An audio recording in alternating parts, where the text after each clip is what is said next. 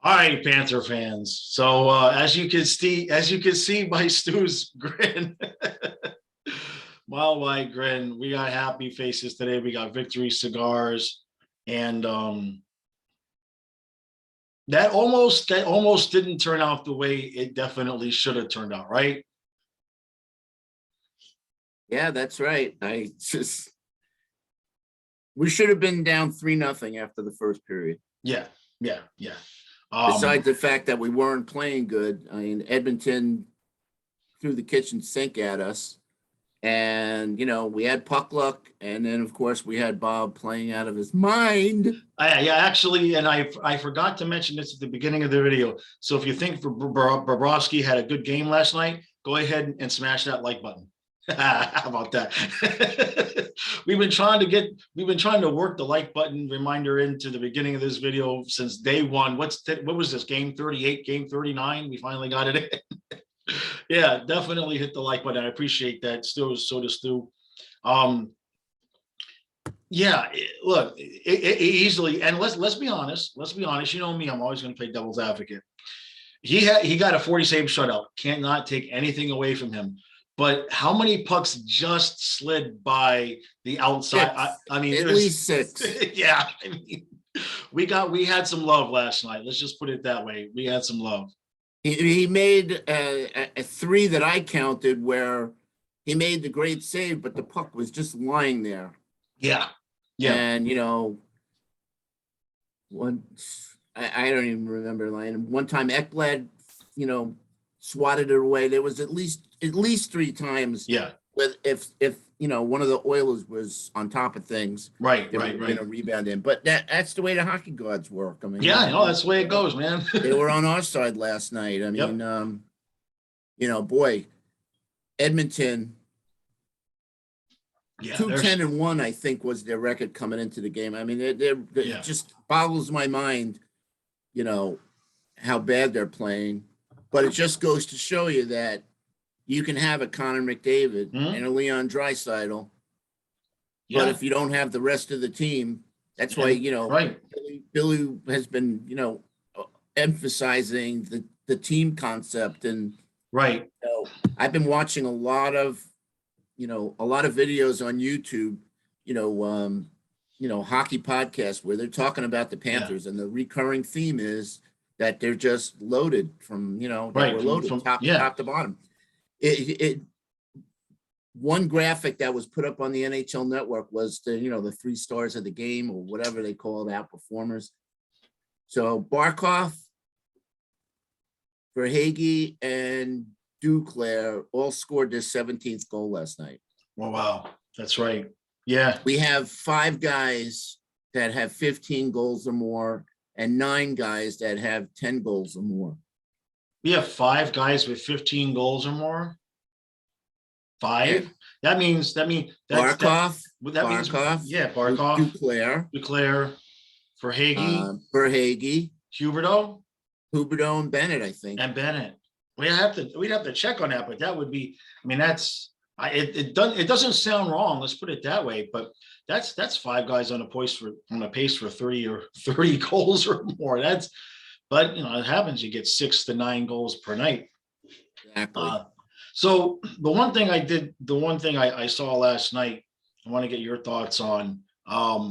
We missed Forsling, and then Ulevi's on IR. I didn't see what the injury was, but obviously IR is at least 3 games. So that's the rest of the road trip, most likely, for him. But a tweet said that it happened something after the morning skate. Burnett had every intention of playing him. I see. But something happened. I see. Okay. So I was really kind of shaking in my boots with Forsling out and Ulevi. I think Ulevi's been playing really, really solid. No, he has. Yeah. Carlson and Kerstead. Well, and that's what I wanted to get your thoughts on. I talked about in the article this morning where I was like, that the 6D rotation, if you put it as Ulevi, Carlson, Kirsten, that's not suitable for a deep playoff run. And we need to either, it's almost as though we need somebody like a Connaughton to fill that role. But, we won't talk about that. Chikrin. Oh yeah, yeah. Well, yeah. We've also talked about that. You, Pull you that bring off. We can Chikrin in, pull if Zito can pull that one off, and it doesn't cost us what right, everybody's talking about. I right, mean, supposedly Arizona is asking for the moon and back, right. and personally, I don't think. Well, I don't know, but we'll see if that's accurate because look at Jack Eichel and what he got traded for. Right, right, right. Yeah. You know, Well, little different story because Eichel just wanted out, but I would imagine even though he's not saying it, Chikrin wants out of a losing situation. And right, the one thing that we have going for us that these other teams don't have going for them is he's coming home.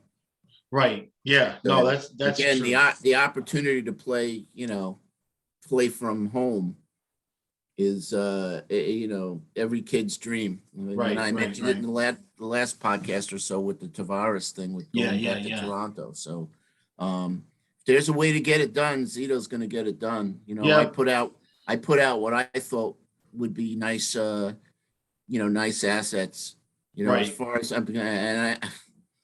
and I know the kid's gonna turn into a bona fide, scoring machine. But if it means us giving him Tippett and Vitrano and a first round pick, I'm for it. I think a defenseman has to be thrown in there. I mean, I Um, would.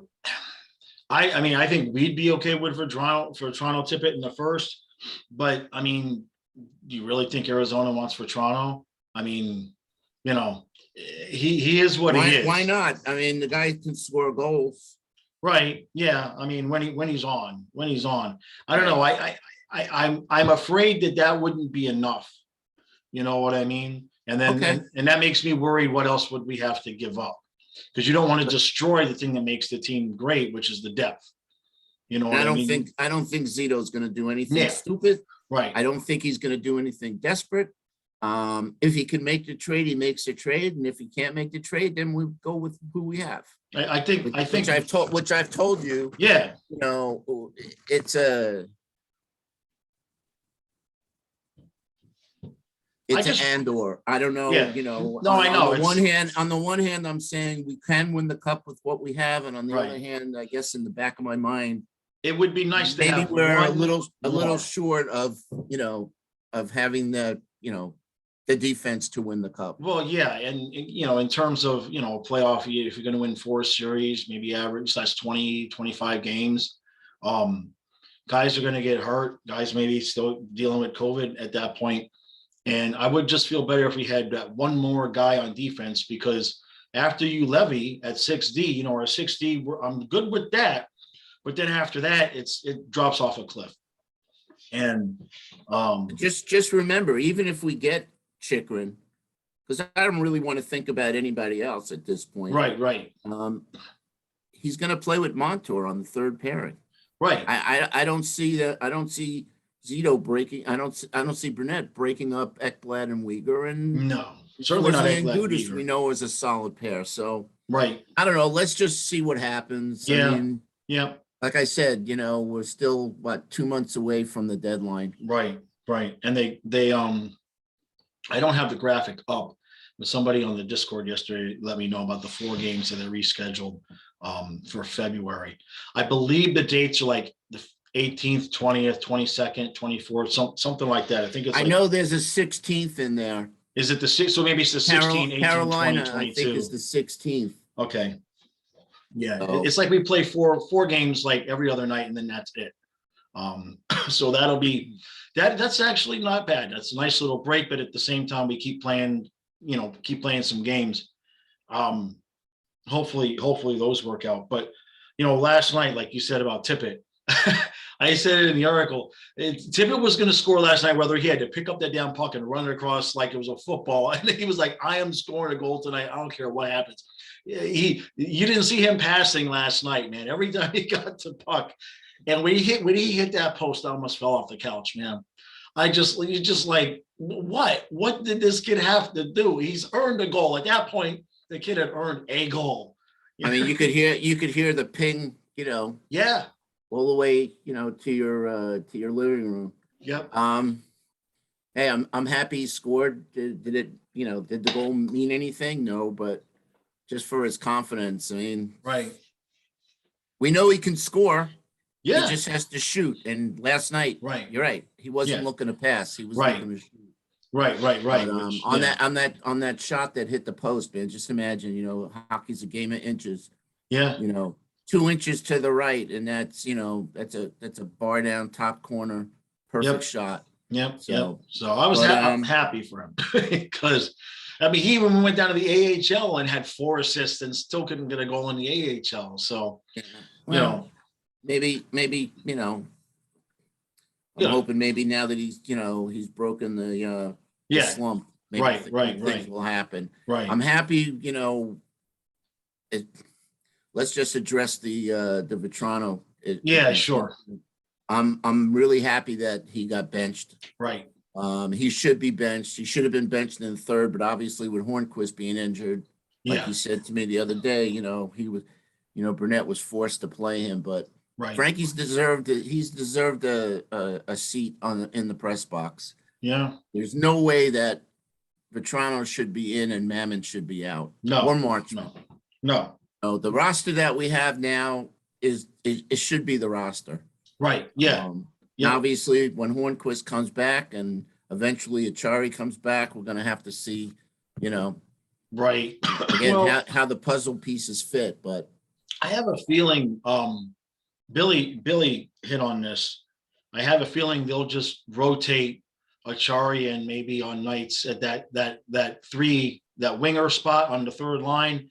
And that just keeps, they've been having that one spot all year that's just been a rotating guy, and you know, you look at it, you say, well, I like Marchment too, but if you're gonna plan on having Achari on the playoff roster, you got to get him in some games and see how he is. absolutely. So I think that third winger spot, that's a good spot for him because he won't have to take every face off. Because that's the motion he hurt himself. You know what I mean? And so we'll have to see how he does that way. But he's on the trip. So I don't know if he's ready to play or if they just wanted him on the trip to be able to practice with the team and get ready to go for the next homestand. They've been real tight-lipped about that. You know who gets lost in the shuffle? Who's that? Jumbo. Oh yeah, right. He's so far down the. I mean, we haven't mentioned his name in 2 podcasts. Poor guy. That's a good there's point. no room for him, and Right. obviously he's got to get a game in here Right. and there. Right. But, That's a good point. That's a really good point. And that's when that was the video I made when we first happened is where, and now that was before we had Mammon. But listen, he stepped in when in those games that we needed him. Yep. And he did not play bad at all. No, he didn't play bad. He did not play bad. He's not. Somehow he can be that slow and not hurt us defensively. But I did focus on him a couple of shifts the last time, and I'm seeing why that is. There was one. I believe it was Tippett and Vetrano and with Joe, and I watched Tippett and Vetrano handle the puck in the zone, in the offensive zone, and try to score a goal and everything. And Joe was like in the neutral zone. He didn't even come into the zone because he didn't want to get beat coming back. It was really odd to see, but it is what it is. I guess if he knows his limitations and knows, depending on who's on the ice against him, if he doesn't want to pinch all the way in and get caught. Remember, Yager used to get caught a lot, but he that was made up because he was Barkov and Huberto, and he blew Barkov would exhaust himself, skating all the way back. But remember, Yager used to get caught a lot. Joe's not doing that, so you're right. He didn't play bad. But geez, the rotation is just it's brutal to try to get in these games. Well, here's my last comment and take on Vetrano. Yep. He's reminding me of the Trocheck situation at the end of Trocheck's, stay here. Stupid penalties, Right. yapping at the refs or whatever, not producing, and just having that attitude like, I'm Frank Vetrano. I belong on the team, you know. I should be playing every game, no matter how bad I'm playing. Right. So that's that. Yeah. We're not going to re-sign him. So, Right. you know, if anything, Zito should, you know, and he will. Yeah, he'll be a piece of something. Whatever we do, Yeah, you got to figure. I'll be surprised if I'm wrong, but I don't see Vetrano being here for our cup run. No, I would be surprised if that's to happen. And there are teams that will take him. I mean, you know, obviously he's, you know, not a bad player. He's just not getting it done here. Right. And you know, he's a guy that it takes a certain I think he plays well if he feels like he's the big fish or one of the big fish. Yeah, it's like that attitude that Trocheck had. Right, you know? right. Right. No, whatever. Yeah, hey, so listen, goes without, I can't have the podcast without mentioning our boy Matheson had 2 goals and an assist last night. Did he now? And he seems to be, you know, he's like you said, he's, you know, he's doing good in Pittsburgh. I mean, he only has 5 goals, but he seems a lot more comfortable. Yeah, they clearly coached him. They coached him up. You know, they coached him up, and we knew he had the physical talent, you know.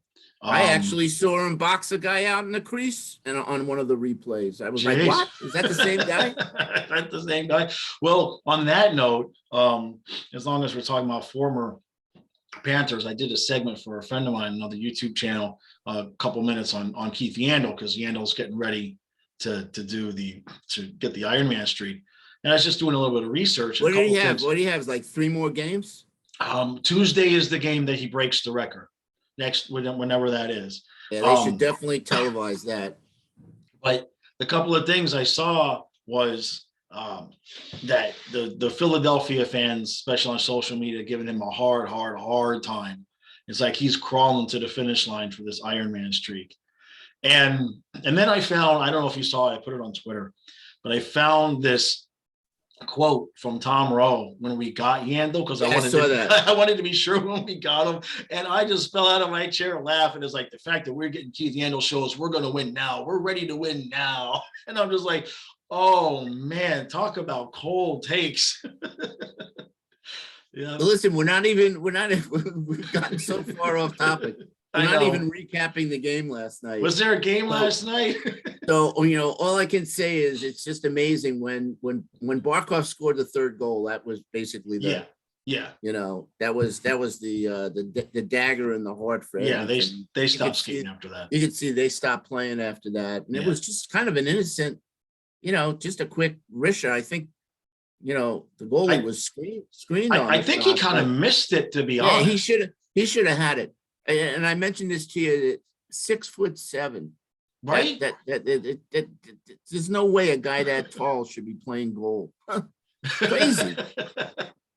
But anyway, a lot of Edmonton's problem stems from their goaltending, and you know, it's just amazing how we went from, you know, 3rd gear to 6th gear. Right. You know. When 4, 5, and 6 were scored pretty quickly. Yeah, and that's what we do. And what's great is that, you know, the last goal was scored with 1:44. Tippett's goal, I think. Yeah. It just goes to show you, you know, we're not looking to, you know, rub it in the opponent's face at 5-0, but we're playing a full 60 minutes. Yeah, well, I think also, especially, they wanted to get Bob the shutout too.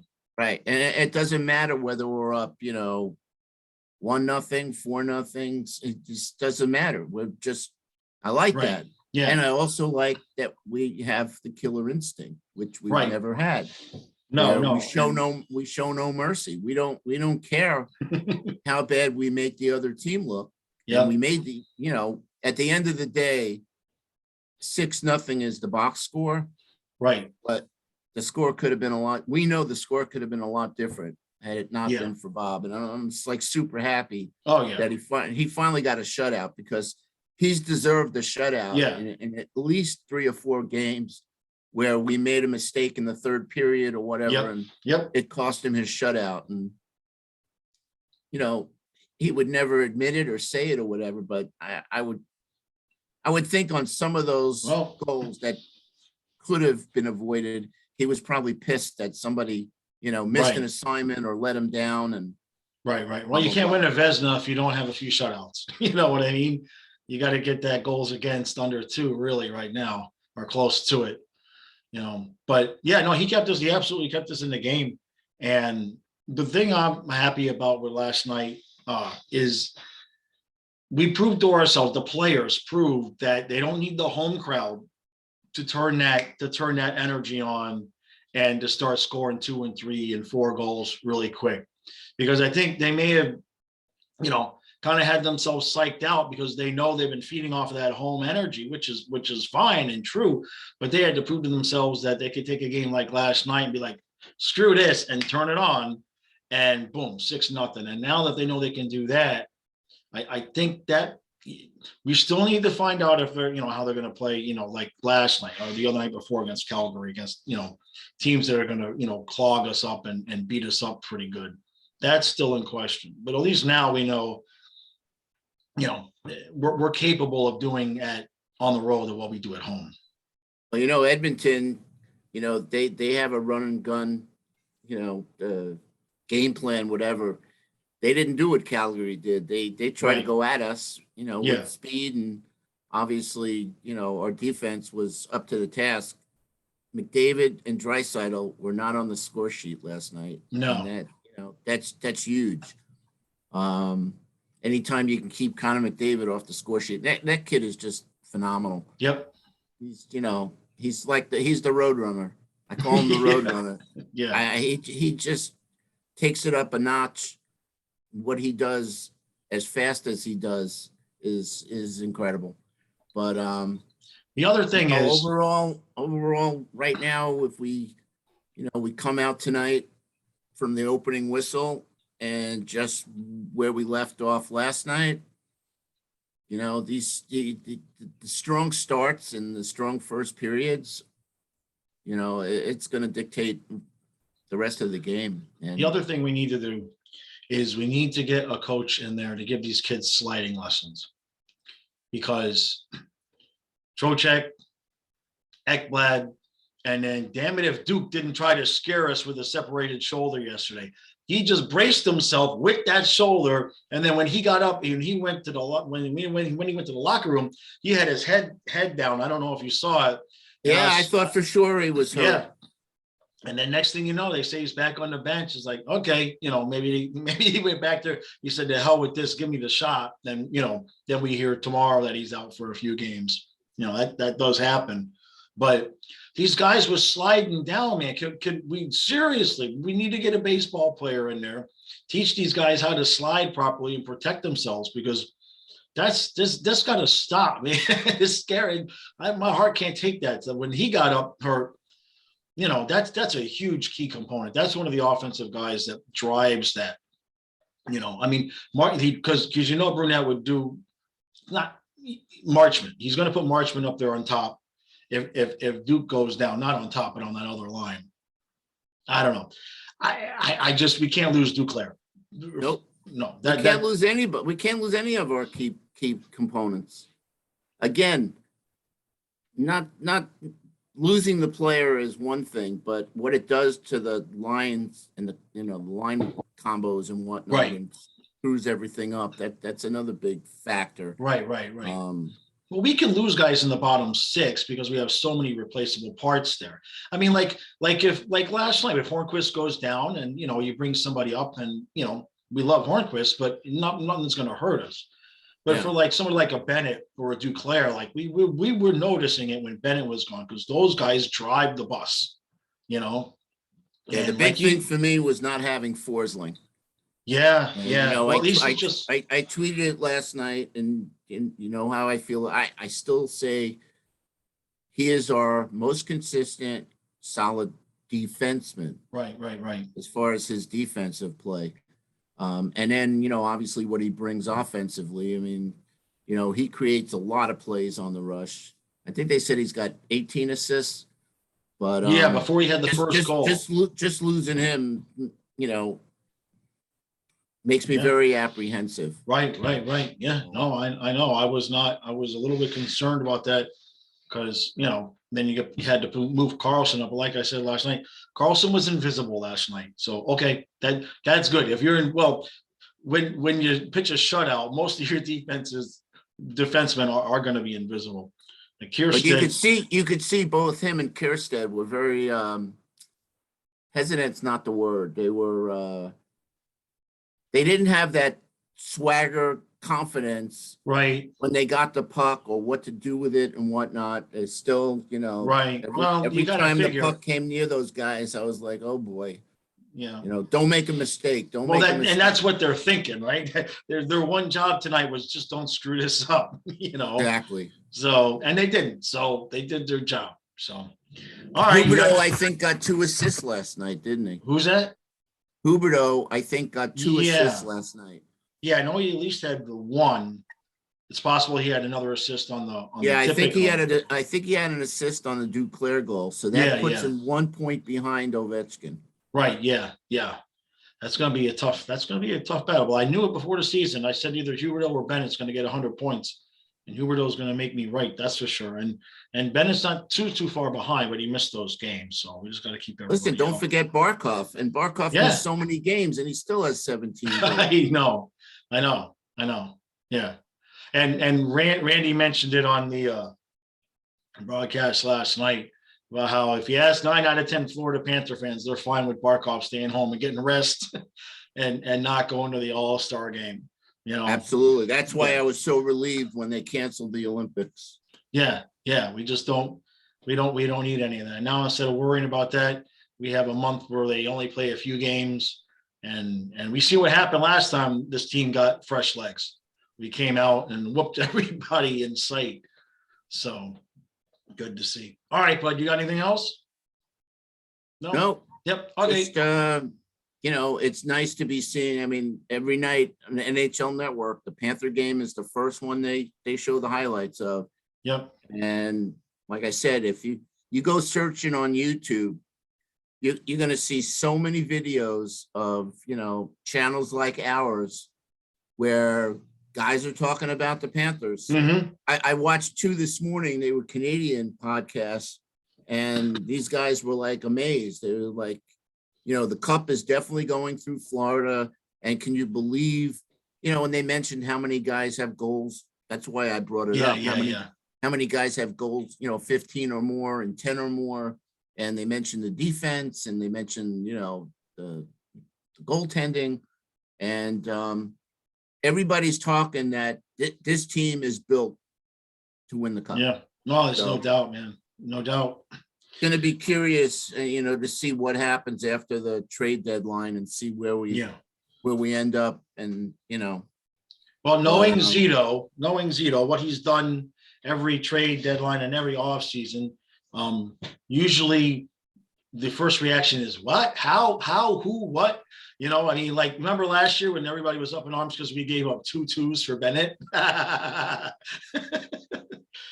Because he goes and gets the guys that aren't on that radar, that, the big name, but then you look at who the player is and you realize, wait a minute, he stole another one. So I wouldn't be surprised if, his interest is driving up the price on Chychrun, and then he goes and brings somebody else in that, fills the gap. He's done it at every spot so far. So absolutely full trust that way, which is a welcome change around here, because you never knew what that man Talon was going to do. Okay. He had some hits, but boy, when he missed, he swung and missed. You know what I mean? Absolutely. Yep. All right, guys. I guess we got Spencer Knight in tonight. Yeah, you got it. You can't put Bobrovsky back out there tonight. No, I'm hoping that we can come out flying in the first and give the kid a 2-goal cushion. We're going to have to, because Spencer's he plays a lot better when he's got a lead than he does. If Spencer's in goal, as I guess any goalie would, Well, if Spencer's in goal last night, we're down 2-0 at the end of that first period. Not to disparage him, but he's not a quick starter. Let's put it that way. He eventually will get there, but right now, if he's going to give up 2 goals in a game, they're coming in the first period for the most part. So yeah, we're going to have to be on our game tonight for sure. All right, guys, we appreciate it. Make sure you hit that like button, hit the subscribe button, hit the notification bell. Now I screwed up yesterday. I screwed it up. Tonight is the 10 o'clock game. So the live stream will start at 9:30. I'll be live streaming the entire game, much to Stu's chagrin. Hey man, that's where I get the most subscribers from. When I live stream the entire game, I end up, getting 10, 20 extra subscribers where I do a recap. I was going to ask you, how many guys hang out with you, throughout the game? Usually somewhere between about 30, 25 to 40. Yeah. Good. Yeah, okay. Yeah. No, we get a good crowd. So, it makes it just right. There's not too much where I can't interact. I always wake up, the next day when I've done a live stream, at least 5, usually 10 more subscribers. So, excellent. I mean, if you think about it, it took me 5 years to get to 750 subscribers. And then since I've started the streaming a year ago, I've added another 600 in the 1 year. So the streaming is just where it's at, man. So I just do it all. That's all. All right, guys, appreciate all support, and we will see you again tomorrow morning.